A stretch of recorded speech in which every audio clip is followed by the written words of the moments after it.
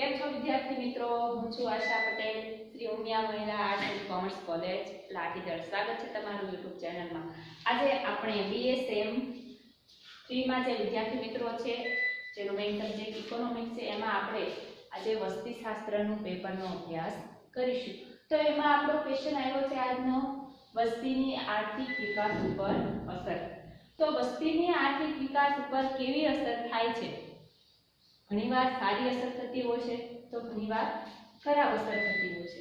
તો આપણે વસ્તીની આર્થિક વિકાસ ઉપર અસરમાં બે પ્રકાર આવે છે, હકારાત્મક અસર અને નકારાત્મક અસર. આપણે ગઈકાલના વિડીયોમાં જોયું હતું કે આર્થિક વિકાસ કોને કહેવાય. તો આર્થિક વિકાસને આપણે માથાદીઠ આવક, રાષ્ટ્રીય આવક તેમજ જીવન ધોરણ દ્વારા પણ માપી શકીએ છીએ. જો આર્થિક વિકાસનો સાચો આંક આપણે મેળવવો હોય તો વ્યક્તિનું જીવન ધોરણ કેટલા પ્રમાણમાં સુધર્યું છે, કેટલા પ્રમાણમાં વ્યક્તિને સારી એવી સુવિધા સગવડો પ્રાપ્ત થઈ છે, એના આધારે આપણે આર્થિક વિકાસનો ખ્યાલ મેળવી શકીએ છીએ. તો ઘણીવાર એવું બને છે કે આર્થિક વિકાસ કુલ રાષ્ટ્રીય આવકમાં વધારો થયો હોય તો રાષ્ટ્રીય આવકમાં વધારો, દેશના આર્થિક વિકાસમાં સુધારો થાય એવું જરૂરી નથી. ઘણીવાર અમુક વ્યક્તિ એટલે ધનિક વ્યક્તિઓના હાથમાં આવકનો મોટો હિસ્સો હશે તો કુલ જે રાષ્ટ્રીય આવક છે એમાં ચોક્કસ પ્રમાણમાં વધારો થાય છે, પરંતુ એ આવકની અસમાનતાને કારણે વ્યક્તિના જીવન ધોરણમાં સુધારો થતો નથી. તો આર્થિક વિકાસ છે એ શું છે? આર્થિક વિકાસ આખા દેશને આવરી લે છે, એટલે આખા દેશમાં જેટલા નાગરિકો વસવાટ કરે છે એ દરેક વ્યક્તિને ધ્યાનમાં લઈને આર્થિક વિકાસની વ્યાખ્યા આપવી જોઈએ. તો આર્થિક વિકાસની વ્યાખ્યા આપવી કોઈ સરળ કાર્ય નથી. જેટલા અર્થશાસ્ત્રીઓ છે એમાં પણ આર્થિક વિકાસની વ્યાખ્યામાં સહમતતા નથી, એટલે એક મત દરેક આર્થિક વિકાસનો છે ને દરેક અર્થશાસ્ત્રીએ જુદી જુદી આર્થિક વિકાસની વ્યાખ્યા આપી છે. સામાન્ય કેવું હોય તો આપણે જેમ જીરાફ હોય છે અને પ્રાણીઓના સમૂહમાં આપણે ઓળખી શકીએ કે આ જીરાફ જ છે, પણ એની વ્યાખ્યા આપવી અઘરી છે. તો એવી રીતે આપણે આર્થિક વિકાસને પણ ઓળખી શકીએ છીએ, પણ એની વ્યાખ્યા આપવી અઘરી છે. આપણે ખ્યાલ આવી શકે કે કોઈ પણ દેશનો વિકાસ થયો છે કે નહીં, વર્તમાન સમયમાં કેવી પરિસ્થિતિ છે, ભૂતકાળમાં કેવી પરિસ્થિતિ હતી, એના આધારે આપણને ખ્યાલ એટલો આવી શકે છે કે આને આર્થિક વિકાસ કર્યો છે અથવા તો નથી થયો. તો ભારત આપણો છે એ અલ્પ વિકસિત દેશ છે અથવા તો વિકાસમાન દેશ કેવો હોય તો પણ કહી શકાય, કારણ કે વિકાસના પંથ ઉપર આગળ ચાલતો આવ્યો છે. એટલા માટે આપણે એને વિકાસમાન દેશ કહેશું. તો વસ્તીની આર્થિક વિકાસ ઉપર કેવી અસર પડે છે? આપણે આર્થિક વિકાસ ઘણીવાર આપણે એવું જ વિચારીએ છીએ કે વસ્તી વધારો એ આર્થિક વિકાસને કેવો હોય છે? નેગેટિવ બાબત હોય છે, એટલે એને આર્થિક વિકાસમાં અવરોધક બાબત છે. પણ બધા દેશ માટે એવું નથી. જે દેશમાં આર્થિક વિકાસની સામે એની સંખ્યા એટલે કે દેશમાં જેટલા કુદરતી સાધન સંપત્તિ છે એના પ્રમાણમાં સામે વસ્તીનું પ્રમાણ જો ઓછું હશે તો એ દેશ માટે વસ્તી છે એ વરદાનરૂપ કહેવાશે. અને જે દેશ માટે કુદરતી સાધન સંપત્તિના પ્રમાણમાં વસ્તીનું પ્રમાણ ખૂબ વિશાળ હોય તો એ દેશ માટે આર્થિક જો વસ્તી છે એ આર્થિક વિકાસ માટે અડચણરૂપ ગણાય છે. એટલે સાધન સંપત્તિના આધારે કહી શકાય કે વસ્તી છે એ આર્થિક વિકાસને હકારાત્મક અસર પહોંચાડે છે કે નકારાત્મક અસર પહોંચાડે છે. તો આજે આપણે એની બે અસરો વિશે અભ્યાસ કરીશું. પહેલી છે હકારાત્મક અસર અને બીજી આવે છે નકારાત્મક અસર. તો પહેલા આપણે હકારાત્મક અસર વિશે અભ્યાસ કરીશું કે આર્થિક વિકાસની વસ્તીની આર્થિક વિકાસ ઉપર કેવા કેવા પ્રકારની સારી અસર જોવા મળે છે. તો આમાં પહેલો પોઈન્ટ આપણો આવે છે, શું આવે છે? માંગમાં વધારો થાય છે. હવે સ્વાભાવિક છે કે વસ્તીમાં વધારો થાય તો એની માંગમાં વધારો થાય, કારણ કે દરેક વ્યક્તિને પોતાની જીવન જરૂરિયાત ચીજ વસ્તુઓની જરૂર પડે છે.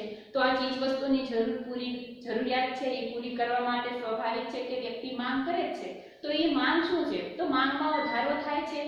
તો માંગમાં વધારો કરવા માટે છે તે ઉત્પાદક છે તે ઉત્પાદનમાં વધારો કરશે. તો ઉત્પાદનમાં વધારો કરવા માટે એને કોની જરૂર પડશે? શ્રમિકની જરૂર પડશે. તો એ શ્રમિકને કામે લગાડશે એટલે શ્રમિકને સામે શું મળી રહેશે? રોજગારી મળી રહેશે. તો રોજગારી મળશે એટલે એને શું મળશે? આવક મળશે. અને આવક મળશે એટલે પરિવાર શું કરશે? પાછી પોતાની માંગમાં વધારો કરે છે. આ ગરીબીના વિષ ચક્ર જેવું છે. ચક્ર એમ ફર્યા જ કરે છે. તો માંગમાં વધારો થવાને કારણે આર્થિક વિકાસ પણ શક્ય બને છે। પરંતુ ક્યારે આર્થિક વિકાસ શક્ય બને છે? જ્યારે દેશની વસ્તીનું પ્રમાણ જે દેશમાં ઓછું હોય એમાં વસ્તી વધારો થાય તો એ હકારાત્મક બાબત છે, એટલે માંગમાં વધારો થઈ શકે છે। ઘણા દેશ એવા હોય છે કે માંગના પ્રમાણમાં સામે વસ્તુનું ઉત્પાદન કરી શકતા નથી, તો એમાં એ હકારાત્મક બાબત ન કહી શકાય, એને નકારાત્મક બાબત કહી શકાય છે। હકારાત્મક બાબત એટલે જેટલા પ્રમાણમાં માંગમાં વધારો થાય છે એટલા જ પ્રમાણમાં સામે જો આપણે ઉત્પાદનમાં વધારો કરી શક્યા હોય તો જેને હકારાત્મક બાબત આપણે કહી શકીએ છીએ। તો આનાથી વસ્તીની આર્થિક વિકાસ પરની હકારાત્મક અસર એટલે માંગમાં વધારો થવાને કારણે વ્યક્તિની આવકમાં પણ વધારો થાય છે। ત્યારબાદ બીજું આવે છે કે આધુનિક કેળવણી થઈ શકે તેવા બુદ્ધિધનની પ્રાપ્તિ। વ્યક્તિ હશે તો એ બુદ્ધિધન હશે અથવા તો મન બુદ્ધિનું હશે, બેમાંથી એક ઓપ્શન મળશે, પણ પહેલા એના માટે શું હોવું જોઈએ? વસ્તી હોવી જોઈએ। વસ્તી હશે તો એ કેવી હશે? કદાચ બુદ્ધિધન હશે અથવા તો મન બુદ્ધિ હશે। તો બુદ્ધિધનની પ્રાપ્તિ આપણે જો કરવી હોય દેશ માટે તો પહેલા દેશ માટે વસ્તી હોવી ખૂબ જરૂરી છે। વસ્તી હશે તો જ બુદ્ધિધનની આપણને પ્રાપ્તિ થઈ શકશે। જો બુદ્ધિધન હશે આપણી પાસે તો જ આપણને સારા એવા વૈજ્ઞાનિકો મળશે, દેશ માટે સારા એવા ડોક્ટર મળી શકશે, ઇજનેરો મળશે, મોટા મોટા તત્વચિંતકો મળી શકશે, શિક્ષકો મળી શકશે। તો આ બધું શું છે? બુદ્ધિધનની પ્રાપ્તિ છે। સારા એવા બુદ્ધિધનની આપણને પ્રાપ્તિ થાય છે કોના કારણે? વસ્તીના કારણે। વસ્તીમાં વધારો થશે તો આપણને એવી બુદ્ધિધનની પ્રાપ્તિ થાય છે। ભલે 100 વ્યક્તિ 5 વ્યક્તિ જેવા હોય છે કે જો બુદ્ધિધન વાળા હોય છે કે વધારે પ્રમાણમાં એની પાસે બુદ્ધિ હોય છે। બુદ્ધિ ભગવાને બધાને કેટલી આપી છે? સરખી જ આપી છે। એવું નથી કે પહેલા બેઠા હોય એને બુદ્ધિ વધારે આપી ને છેલ્લે બેઠા હોય એને બુદ્ધિ ઓછી આપી। દરેક વ્યક્તિને કુદરત દ્વારા સમાન બુદ્ધિ પ્રાપ્ત કરવામાં આવી છે, પરંતુ ઘણા વ્યક્તિ એવા છે જે બુદ્ધિનો ઉપયોગ કરે છે અને ઘણા વ્યક્તિ એવા હોય છે જે બુદ્ધિનો ઉપયોગ કરતા નથી। જેમ જેમ તમે બુદ્ધિનો ઉપયોગ કરતા જશો એમ એમ તમને નવું જાણવા મળશે અને એ ક્ષેત્રમાં તમારી પ્રગતિ થશે। અને સાવ ખાલી તમે બેસી રહેશો તો એમનામાં આપણી બુદ્ધિનો વિકાસ થવાનો નથી। તો બુદ્ધિના વિકાસ કરવા માટે આપણે કંઈક ને કંઈક હંમેશા નવું ને નવું કરતા રહેશું ને તો દેશને આપણે શું મળશે? બુદ્ધિધનની પ્રાપ્તિ થશે ને બુદ્ધિધન શું કરશે? આધુનિક કેળવણી। વ્યક્તિને આધુનિક કેળવણી કરવી હશે દેશ માટે તો પહેલા વસ્તીમાં વધારો થવો ખૂબ જરૂરી છે। તો આધુનિક કેળવણી માટે પણ આપણે વસ્તી વધારો છે એ આર્થિક વિકાસ ઉપર સારી અસર પાડે છે। ત્યાર પછી આવે છે ઐતિહાસિક સમર્થન। ઐતિહાસિક સમર્થન જો જોવામાં આવે તો ઘણા દેશ માટે આ વસ્તી વધારો છે એ હકારાત્મક સાબિત થયો છે। શા માટે? કારણ કે જે દેશમાં વસ્તી વધારો ઓછો છે ત્યાં કુદરતી સાધન સંપત્તિ અને અઢળક પ્રમાણમાં વપરાયા વગરની પડી રહે છે। તો આ કુદરતી સાધન સંપત્તિ છે વપરાયા વગરની પડી રહે તો એમાંથી ઓટોમેટિક ઉત્પાદન નથી મળવાનું। તો ઉત્પાદન ક્યારે શક્ય બનશે? જો એ સાધનમાંથી કોઈ પણ શ્રમિક કાર્ય કરશે તો એને એમાંથી ઉત્પાદિત વસ્તુ પ્રાપ્ત છે, તે ચીજ વસ્તુ પ્રાપ્ત થાય છે। તો એના માટે કોની જરૂર પડે છે? શ્રમિકની જરૂર પડે છે।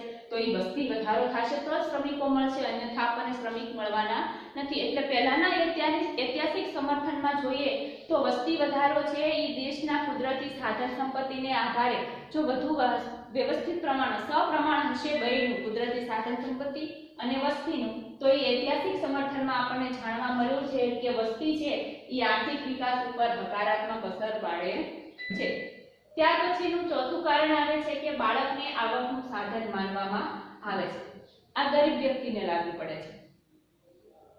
આ ગરીબ વ્યક્તિને લાગુ પડે છે। જે ગરીબ વ્યક્તિ છે એ શું વિચારે છે? એને જે એના કુટુંબમાં બાળકોની સંખ્યા વધે છે એને નકારાત્મક નથી લાગતી, એને હકારાત્મક લાગે છે। શા માટે? કારણ કે એ બાળકને શું માને છે?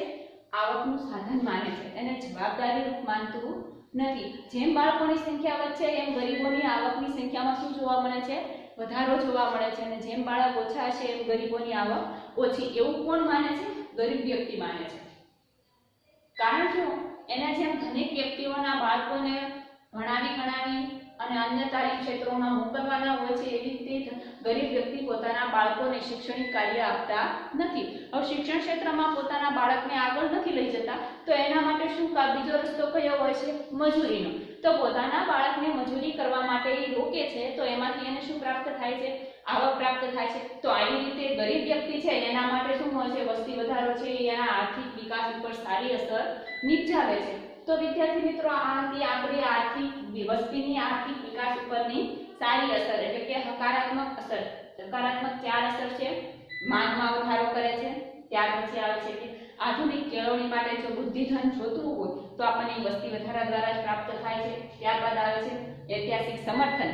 ઐતિહાસિક સમર્થનમાં આપણને ઘણા ચિંતકોએ એવી વ્યાખ્યા આપી છે કે વસ્તી વધારો છે એ બધા જ દેશ માટે સરખો નેગેટિવ બાબત નથી, ઘણા દેશ માટે હકારાત્મક બાબત પણ જોવા મળે છે. અને ત્યારબાદ આપણું છેલ્લું બાળકને આવકનું સાધન માનવામાં આવે છે. ગરીબ વ્યક્તિ દ્વારા બાળકને આવકનું સાધન માનવામાં આવે છે, એમને જવાબદારીનું ગણવામાં આવતું નથી. ત્યારબાદ આવે છે વસ્તીની આર્થિક વિકાસ પરની નકારાત્મક અસર. આપણે હકારાત્મક અસર જોઈ, હવે આવે છે નકારાત્મક અસર. તો નકારાત્મક અસર એટલે વસ્તીની આર્થિક વિકાસ ઉપર જે ખરાબ અસર થાય છે તે.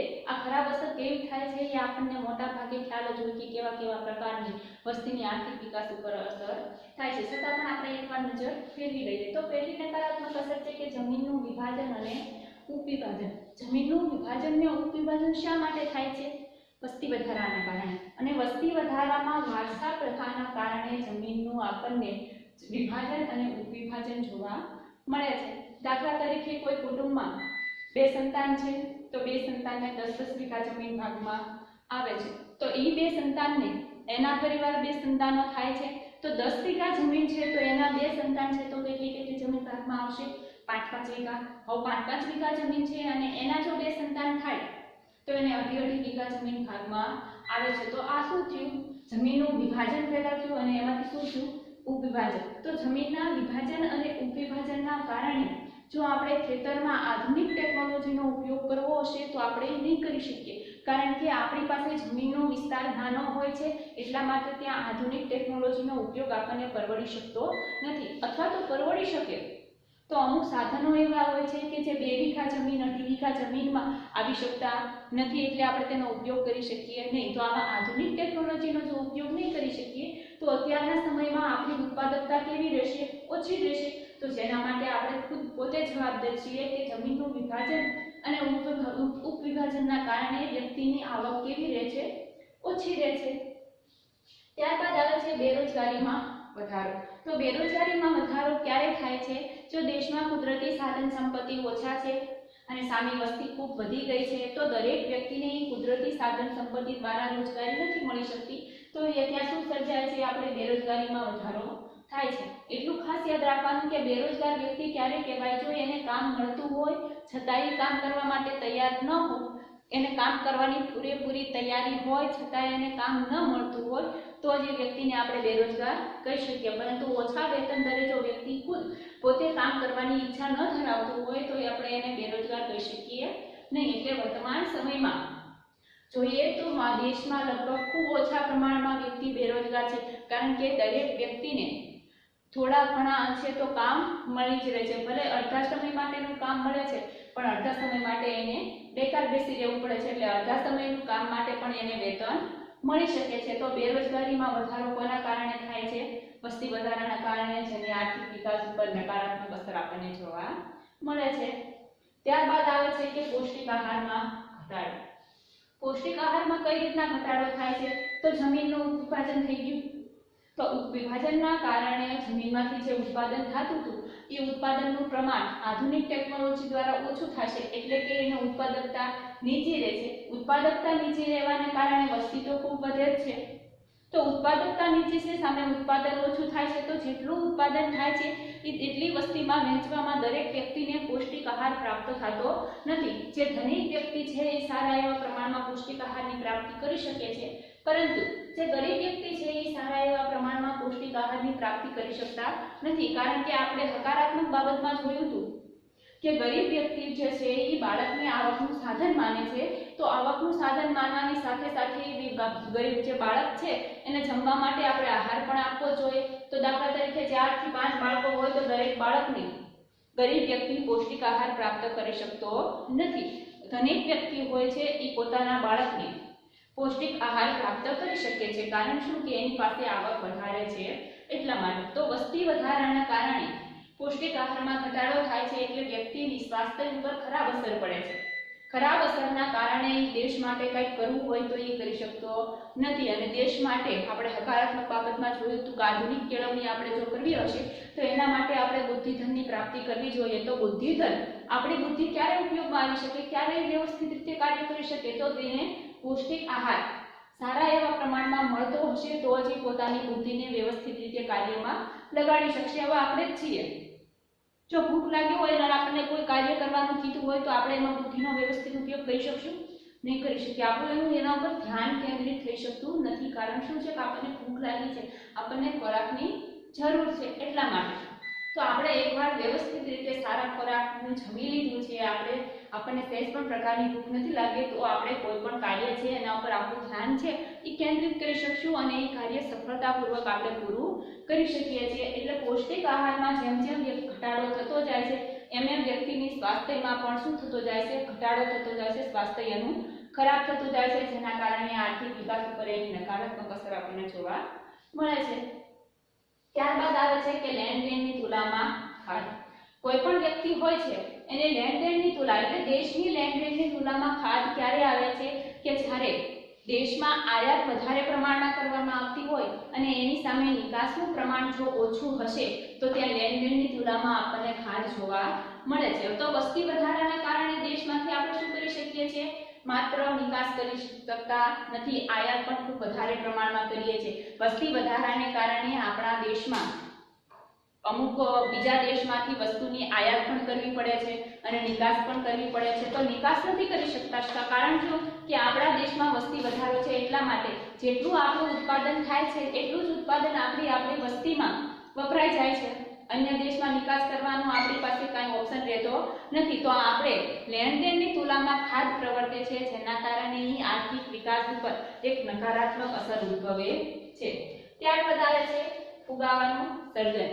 તો ફુગાવો કોને કહેવાય, તો નાણાંના મૂલ્યમાં જો ઘટાડો થાય તો એને ફુગાવો કહેવાય છે. અને સામાન્ય ભાષામાં આપણે એવું શબ્દ પ્રયોગ કરીએ છીએ કે વસ્તુના ભાવમાં વધારો થાય તો એને પણ આપણે શું કહેવી, ફુગાવો કહેવાય. પરંતુ એ અર્થશાસ્ત્રની ભાષામાં સાચું કહેવાશે નહીં. અર્થશાસ્ત્રની ભાષામાં નાણાંના મૂલ્યમાં જો ઘટાડો થાય તો જ એને આપણે ફુગાવો કહી શકીએ. તો નાણાંના મૂલ્યમાં કઈ રીતના ઘટાડો, દરેક વ્યક્તિ, બે વ્યક્તિ છે, એક ગરીબ વ્યક્તિ અને એક ધનિક વ્યક્તિ. તો ધનિક વ્યક્તિ માટે જેટલું નાણાંનું મૂલ્ય છે એટલું જ મૂલ્ય ગરીબ વ્યક્તિ માટે નથી. ગરીબ વ્યક્તિ માટે વધારે હોય છે અને ધનિક વ્યક્તિ માટે નાણાંનું મૂલ્ય કેવું હોય છે, ઓછું હોય છે. કારણ શું કે ધનિક વ્યક્તિ પાસે અઢળક પ્રમાણમાં સાધન સંપત્તિ હોય છે એટલે એના માટે એનું મૂલ્ય ઓછું હોય છે અને ગરીબ વ્યક્તિ પાસે ઓછા પ્રમાણમાં સાધન સંપત્તિ હોય છે એટલા માટે એનું મૂલ્ય કેવું હોય છે, વધારે હોય છે. તો જે ગરીબ વ્યક્તિ છે એને કોઈ પણ પ્રકારની વસ્તુ ખરીદવી છે તો એ વધારે પૈસાની ચૂકવણી નહીં કરી શકે.